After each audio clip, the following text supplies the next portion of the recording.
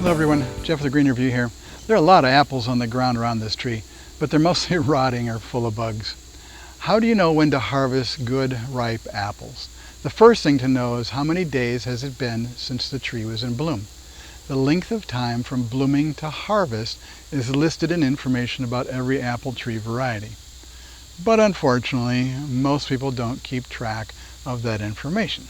The number is often given as a range, such as Granny Smith apples ripening in 165 to 180 days. The second thing to look for is the color of the apple. Most apples develop some red coloring, but mainly we're looking for the lack of bright green.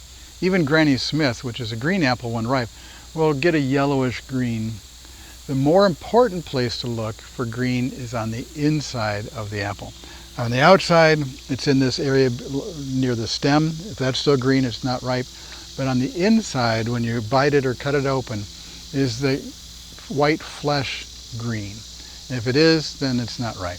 Except in the case of some Red Delicious apples, it may stay greenish for a while even after harvest. If you cut the apple in half and the seeds are white, it's probably not ripe, as they usually turn brown when the apple is ripe.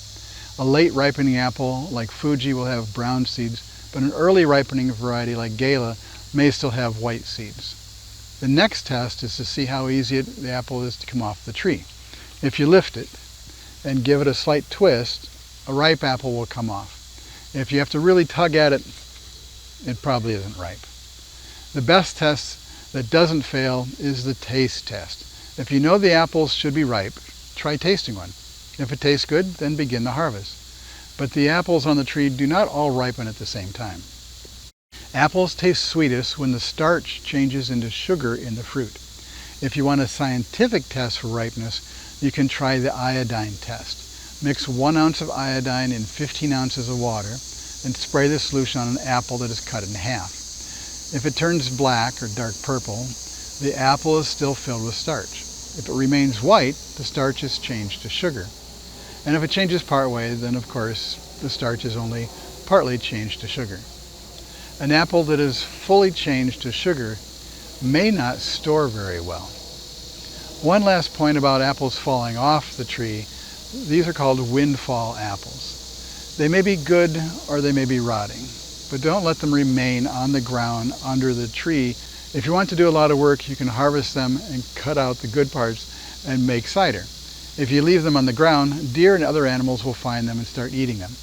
They will then poop all over the windfall apples and the ground. This will be a problem if you mow the area, as the mower spreads the apples and the poop and E. coli bacteria and whatever else is there.